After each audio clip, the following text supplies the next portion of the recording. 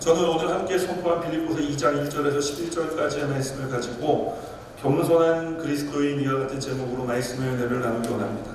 제가 지난 3주 동안 빌립보서 1장에 있는 말씀들을 살펴보았습니다. 그중 우리를 가장 놀라게 했던 단어가 있는데 그 단어가 무엇이냐면 기억이 잘 안 나셔도 괜찮아요. 제가 말씀드릴 거니까 뭐냐면 바로 기쁨이라는 단어였습니다.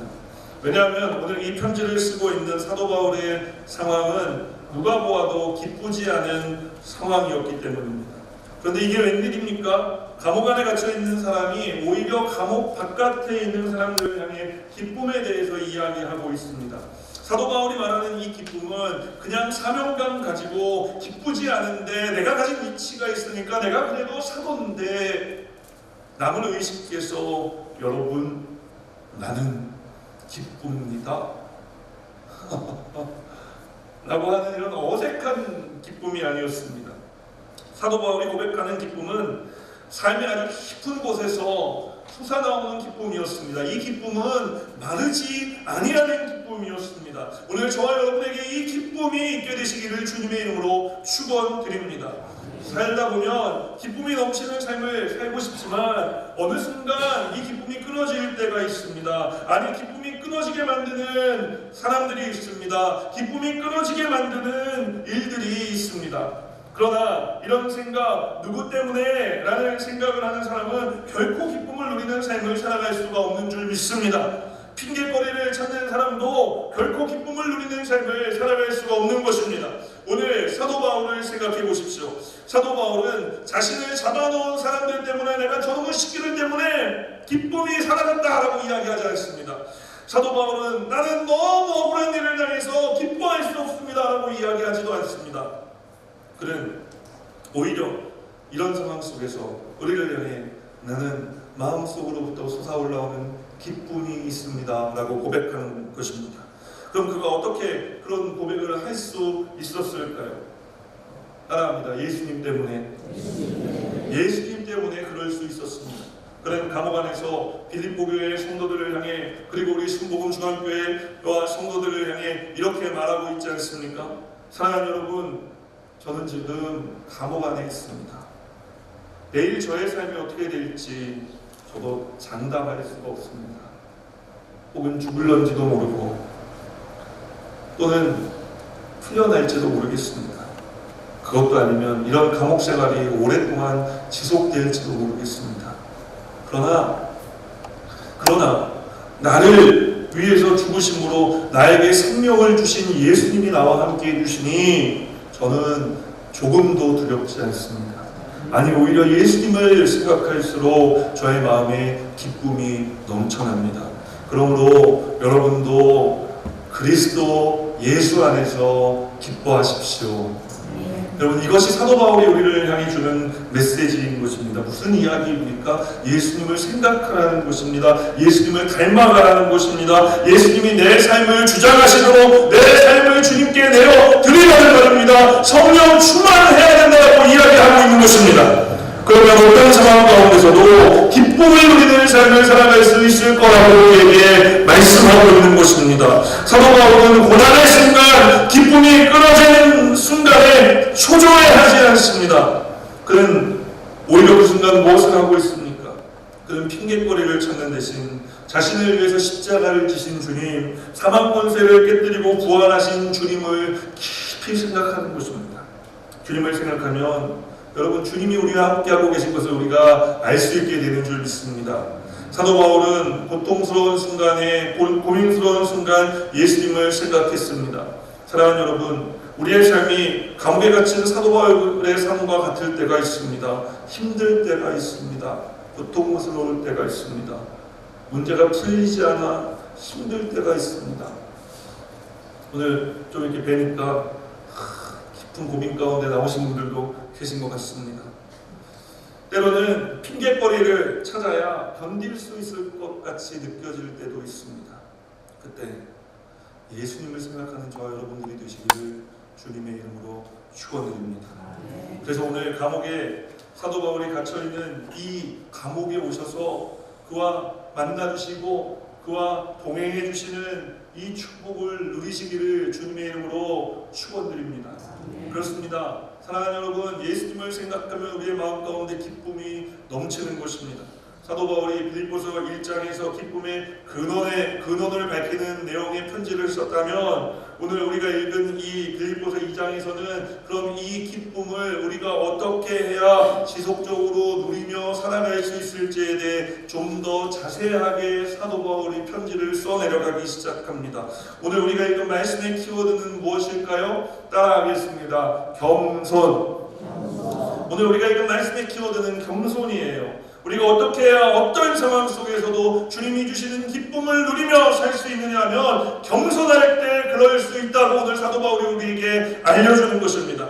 오늘은 한 번의 기쁨이 아니라, 오늘 교회에서 말씀을 들을 때만의 기쁨이 아니라, 우리가 기도할 때만의 기쁨이 아니라, 어떤 한 순간의 기쁨이 아니라 항상 기쁨이 넘치는 삶을 살아가기 위해서는 우리가 겸손을 배워야 한다라고 이야기하고 있는 것입니다. 오늘 이 겸손을 배우는 저와 여러분들이 되시기를 주님의 이름으로 축원드립니다. 그렇다면 말씀 속으로 이제 한 걸음 들어가 어떻게 우리가 겸손한 그리스도인이 되어 예수 그리스도로 인한 기쁨이 넘치는 삶을 살아갈 수 있을까요? 따라합니다. 나보다 남을 낮게 여겨야 합니다. 한국말의 모음에는 장 모음과 단 모음이 있는데, 우리 옛날에 한번 했죠? 잘해야 되는 거예요. 잘못 읽으면 나보다 남을 낮게 여기는 사람이 되는 거고, 오늘 성경에 우리가 나온 낮게는 장모음입니다. 나보다 남을 낮게 여기는 겁니다. 더 좋게 여기는 것입니다. 우리 다시 한번 해볼까요? 나보다 남을 낮게 여겨야 합니다.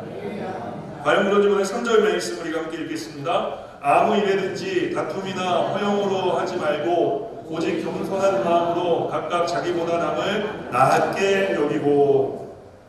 겸손의 반대말이 있다면 무슨 말일까요? 교만. 예, 맞습니다. 교만입니다. 우리가 교만하다고 할 때 보통 뭐라고 얘기하죠? 아, 저 사람, 저 인간, 저 목 좀 뻣뻣한 것 좀 봐, 라고 이야기하지 않습니까? 성경을 읽다 보면은 이스라엘 백성들이 이렇게 교만했던 적이 있어요. 이렇게 목이 뻣뻣했던 적이 있습니다. 출애굽기 33장 5절 말씀 우리가 읽어보겠습니다. 여호와께서 모세에게 이르시기를 이스라엘 자손에게 이르라, 너희는 목이 곧은 백성인즉 내가 한 순간이라도 너희 가운데에 이르면 너희를 진멸하리니 너희는 장신구를 떼어내라. 그리하면 내가 너희에게 어떻게 할 것인지 정하겠노라 하셨습니다. 하나님께서는 이스라엘 백성들을 향해 오늘 너희는 목이 곧은 백성이다 라고 이야기합니다. 그렇다면 그들이 왜 목이 곧은 백성이 된 것일까요? 하나님의 은혜를 몰라서요? 하나님의 역사를 경험하지 못했기 때문에? 하나님께서 그들의 삶 가운데 침묵하셔서요? 하나님이 그들에게 기적을 베풀어 주시지 않았기 때문에? 아닙니다. 출애굽기 33장 5절은 이스라엘 백성들이 목이 곧은 이유에 대해 하나님이 이렇게 말씀하시는 것을 우리가 볼 수 있습니다. 너희가 장신구를 걸치고 있기 때문에 그런 것이다 라고 이야기합니다. 장신구란 무엇입니까? 나를 꾸며주는 것입니다. 나를 화려하게 보이게 만들어주는 도구입니다. 나의 본 모습을 가리는 거예요. 오늘 하나님께서는 저와 여러분의 몸을 꾸미고 눈부시게 만들어주는 그런 장신구를 떼어내라고 이야기하고 있는 것입니다. 오늘 빌립보서의 말씀처럼 당신이 포장하고 있는 모든 허영을 내려놓으라고 이야기하고 있는 것입니다. 왜요? 왜냐하면 그래야 내 본 모습을 볼 수 있기 때문에 그러는 것입니다. 내가 가진 물질, 이 물질의 장신구를 내려놓아야 합니다. 우리가 늘 자랑하고 다니는 우리의 자녀들, 그 자녀들로 인해 우리의 목이 뻣뻣해졌다면 그 자녀들도 내려놓으라고 이야기하고 있는 것입니다. 왜요? 왜냐하면 그렇게 해야 내 본 모습이 드러나기 때문에 그런 것입니다. 죄로 인해 너덜너덜해진 내 모습을 볼 수 있기 때문에 그런 것입니다. 주님의 은혜가 아니면 한순간도 살아갈 수 없는 나의 본 모습을 그래야 볼 수 있기 때문에 그런 것입니다. 죄로 인해 죽을 수밖에 없는 나 같은 죄인을 살려주신 주님의 은혜 아니면 살아갈 수 없는 나. 여러분, 이런 사람이 어떻게 다른 사람을 비난할 수 있겠습니까? 이런 사람, 은혜를 깨닫고 주님 앞에서 나는 아무것도 아니라는 것을 깨달은 사람이 바로 오늘 성경이 이야기하는 겸손한 사람인 것입니다. 내가 뭘 많이 알고 있고 공부했고 가방끈이 길고 내가 물질을 가진 것이 많은데 남들 앞에 내가 예의상 나를 낮추어서 이야기하는 것, 여러분 그런 상대적인 겸손에 대해서 오늘 성경이 이야기하는 게 아니에요. 오늘 성경이 이야기하는 겸손은 하나님과 나 사이에 완전하신 하나님 앞에 불완전한 내가 섰을 때 내가 하나님 나는 아무것도 아닙니다라고 고백하게 되는 거, 여러분 이게 성경이 우리에게 이야기하는 겸손입니다. 오늘 성경이 이야기하는 겸손은 교양 뻗는 게 아니에요. 오늘 성경이 말하는 겸손은, 그래서 좀 더 깊이 있게 그 말씀을 들여다보자면 나보다 남을 더 생각하는 것입니다. 나보다 남을 더 생각하려면 어떻게 해야 될까요? 나를 덜 생각해야 되는 거예요. 나를 생각하는 삶에서 겸손한 삶이란 나를 덜 생각하는 삶인 거예요. 이렇게 잘 알려진 C.S. 루이스 목사님은 그의 책 Mere Christianity, 순전한 그리스도인이라는 자신의 책에서 겸손에 대해 이렇게 말합니다. 진정한 겸손은 자신을 낮게 생각하는 것이 아니라 자신을 덜 생각하는 것입니다. 사랑하는 여러분, 오늘 겸손한 사람이 되어 주님이 주시는 기쁨 가운데 나아가기 원하십니까? 그렇다면 나보다 남을 더 낮게 여기는 삶을 살아가게 되시기를, 나를 덜 생각하는 삶을 살아가게 되시기를, 그리고 예수님을 더 많이 생각하는 삶을 살아가는 저 여러분들이 되시기를 주님의 이름으로 축원드립니다. 그러면 주님이 주시는 놀라운 기쁨 가운데 우리가 거하여 이 기쁨을 누리는 삶으로 나아갈 수 있게 하여 주실 줄 믿습니다. 그 말씀 속으로 한 걸음 더 들어가 우리는 또 어떻게 해야 겸손한 그리스도인이 되어 예수 그리스도로 인한 기쁨이 넘치는 삶을 살아갈 수 있을까요? 어떻게 해야 되는지 우리 따라가겠습니다. 하나님이 기뻐하시는 일을 하십시오. 하나님이 기뻐하시는 일을 하라고 오늘 사도 바울은 우리에게 도전하고 있는 것입니다. 과연 그런지 오늘 4절 말씀 우리가 함께 읽겠습니다. 각각 자기 일을 돌볼 뿐더러 또한 각각 다른 사람들의 일을 돌보아 나의 기쁨을 충만하게 하라. 오늘 성경은 겸손한 사람은 마음으로만 다른 사람을 존중히 여기는 사람이 아니라 마음을 먹었으면 그것을 행동으로 옮기는 사람이 진짜 겸손한 사람이다라고 이야기하고 있는 것이죠. 그 행동에 대해서 오늘 4절 말씀은 다른 이들을 돌보는 것이라고 말씀하고 있습니다. 다른 이들을 돌보는 것. 월남전이 한창이던 시절 미국에서 월남전에 파병 나갔다 부상을 당해 돌아온 상위 군인들을 위해 대대적인 미군 공연을 연 적이 있었다고 합니다. 프로그램의 총 감독을 맡았던 사람이 이 당시에 미국의 전설적인 이 유명한 코미디언인 것 같은데, 여러분 혹시 밥 호프라는 분을 아십니까? 굉장히 장수하셨더라고요. 어저께 찾아보니까 또 이 밥 호프를 초청하고 싶었어요. 그래서 이 감독이 밥 호프에게 연락을 해서 정말 간곡하게 부탁을 했는데 이 밥 호프가 스케줄이 안 맞아서 선약이 있어서 도저히 올 수 없다고 이야기하는 것입니다. 그래도 이 감독이 포기하지 않고 계속해서 밥 호프에게 연락했어요. 밥, 당신이 오지 않으면 이 위문 공연은 의미가 없어요. 당신이 잠깐이라도 와주실 수 없겠습니까? 그래서 끈질긴 설득 끝에 밥 호프가 그러면은 5분만 들려서 무대에서 인사만 하고 돌아가는 모습으로 했습니다. 드디어 공연 당일 5분을 약속하고 올라간 밥 호프가 이야기를 시작하자 아니나 다를까 사람들이 웃고 박수를 치기 시작합니다. 그런데 밥 호프가 5분 약속하고 올라갔는데 5분이 지났는데 내려오지 않습니다. 10분이 지났는데 내려오지 않습니다. 15분, 20분이 지나가는데도 내려오지 않는 거예요. 무려 밥 호프는 그날 40분 동안 공연을 했다고 합니다. 그런데 밥 호프가 이 40분 동안 공연을 하고 내려오는데 그 내려오는 밥 호프의 얼굴에 눈물이 가득한 거예요. 그래서 이 감독이 밥 호프에게다가 40분 동안이나 공연을 해주어서 우리는 너무 감사한데 혹시 5분 하기로 했는데 왜 어떻게 40분을 하게 됐는지 저에게 이야기해 줄 수 있겠습니까? 라고 물어보자 바하코프는 붉은 눈물방울을 흘리며 이렇게 대답했다고 합니다. 바로 저 앞에 있는 두 친구 때문입니다. 그래서 감독이 나가보니까 앞줄에 상위군인 두 사람이 열심히 박수를 치면서 너무너무 기뻐하고 있는 모습이 보였습니다. 그런데 자세히 보니까 한 사람은 오른팔을 잃어버렸고 한 사람은 전쟁통에 왼팔을 잃어버린 상태였어요. 오른팔을 잃어버린 사람은 왼팔을 잃어버린 사람은 오른팔을 사용해서 두 사람이 함께 곁에 앉아 박수를 치고 있었던 것이었습니다. 그 광경을 본 바하코프가 이런 유명한 말을 남겼죠. 저 두 사람은 나에게 진정한 기쁨이 무엇인가를 가르쳐 주었습니다. 한 팔을 잃어버린 두 사람이 힘을 합하여 함께 기뻐해 주고 있는 모습을 보면서 나는 참된 기쁨을 배웠습니다. 사랑하는 여러분, 겸손한 삶이란 한 팔을 잃어버린 두 사람의 병사가 힘을 합하여서 함께 기뻐하는 것처럼 부족한 사람들끼리, 연약한 사람들끼리 서로 돌보며 힘을 합하여 살아가는 것인 줄 믿습니다. 나 혼자서는 할 수 없지만 둘이 힘을 합하고 우리가 함께 힘을 합하면 정말로 큰 일을 할 수 있는 줄 믿습니다. 초대교회를 기억하십니까? 초대교회의 성도들은 모든 것을 함께한 사람이었습니다. 그들은 마음을 같이 했습니다. 나보다 남을 더 생각했기 때문에 서로의 물건을 통용하며 재산과 소유를 팔아 각각 사람들의 필요를 따라 나누어 줄 수 있었습니다. 뿐만 아니죠. 그들은 함께 모이기를 힘썼다고 성경은 이야기하고 있는 것입니다. 그들은 함께 하나님을 예배했고 그렇게 했을 때 사도행전 2장 47절은 우리에게 이와 같은 놀라운 일을 전해줍니다. 우리가 함께 읽겠습니다. 하나님을 찬미하며 또 온 백성에게 칭송을 받으니 주께서 구원을 받는 사람을 날마다 더하게 하시니라.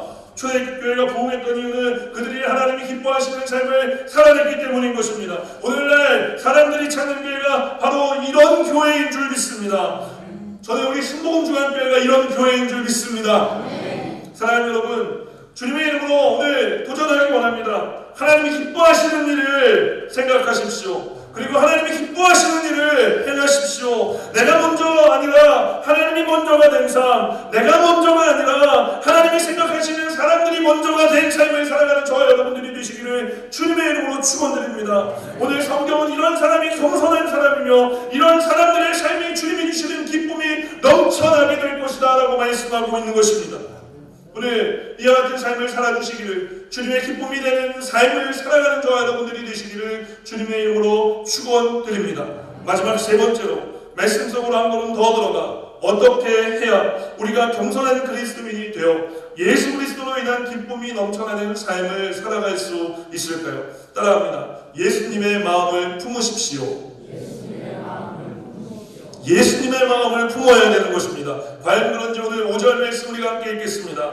너희 안에 이 마음을 품으라. 곧 그리스도 예수의 마음이니. 세상 사람들은요, 사람을 신분이 높은 사람과 신분이 낮은 사람으로 구분짓습니다.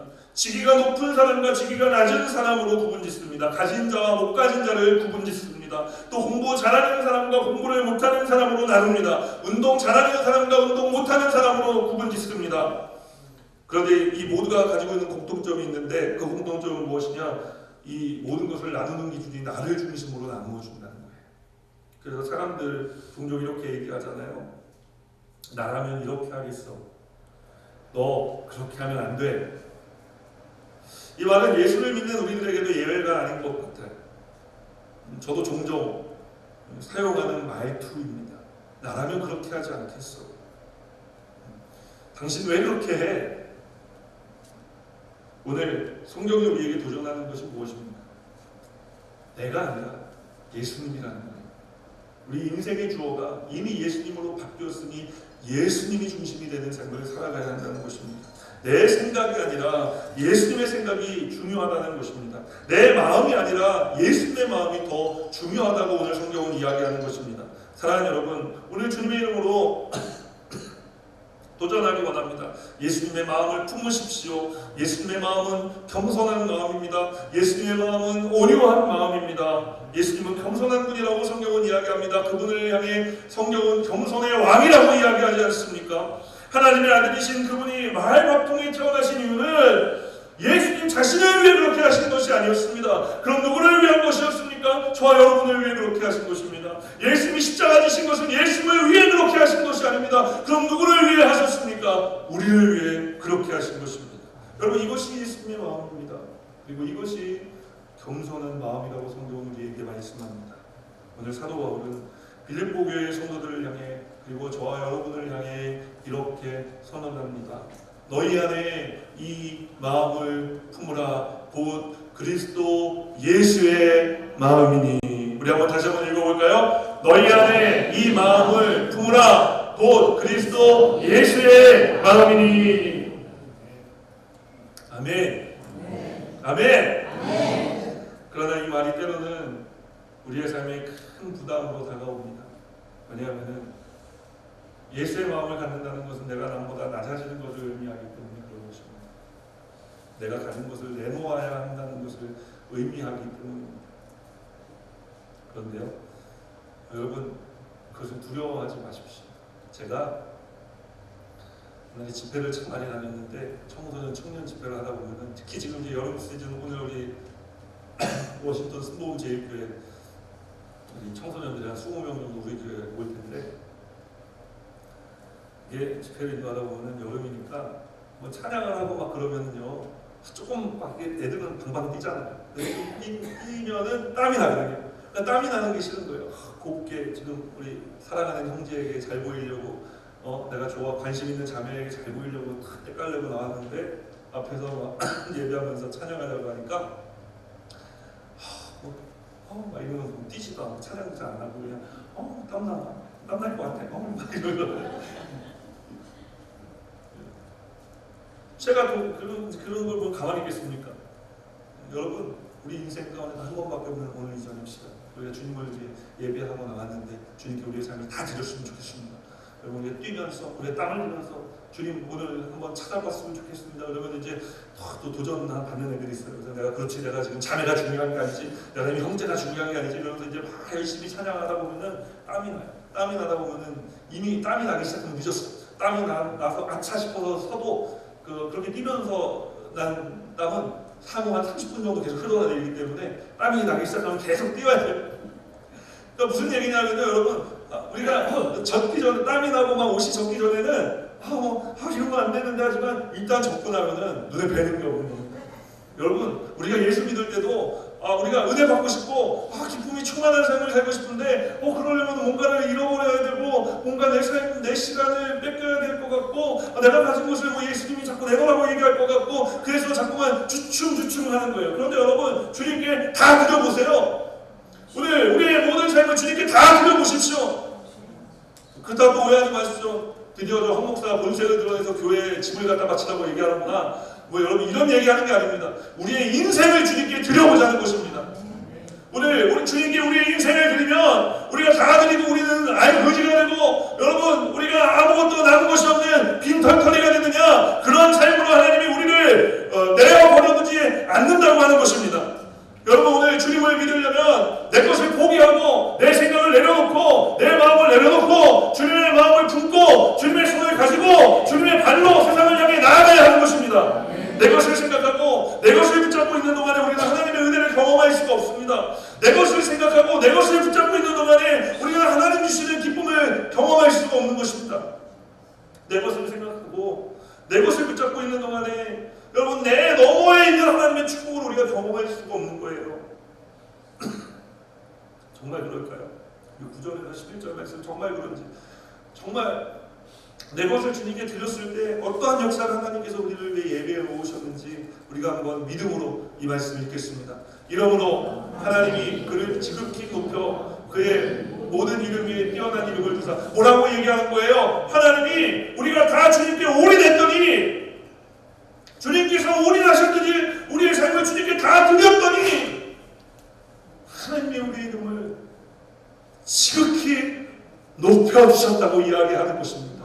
우리 10절 말씀 우리 계속해서 읽어볼까요? 하늘에 있는 자들과 땅에 있는 자들과 땅 아래에 있는 자들로 모든 무릎을 예수의 이름에 꿇게 하시고 모든 입으로 예수 그리스도를 주라 시인하여 하나님 아버지께 영광을 돌리게 하셨느니라. 여러분, 하나님이 우리의 이름을 높여주신 우리의 삶을 통하여 하나님이 영광을 받으시는 삶으로 우리의 인생을 인도해 주시겠다고 말씀하고 있는 것입니다. 뿐만 아닙니다. 누가복음 14장 11절 말씀 우리에게 이렇게 이야기합니다. 우리가 함께 읽겠습니다. 무릇 자기를 높이는 자는 낮아지고 자기를 낮추는 자는 높아지리라. 사랑하는 여러분, 하나님이 높여주시는 삶으로 나아가기 위해 우리는 오늘 겸손한 사람이 되어야 할 줄 믿습니다. 오늘 사도 바울은 빌립보서 1장에서 기쁨의 근원이 되시는 예수님에 대해서, 그리고 오늘 빌립보서 2장에서는 이 기쁨을 어떻게 우리가 누리며 살아갈 수 있는지 그 삶에 대해서, 겸손함에 대해 우리에게 이야기합니다.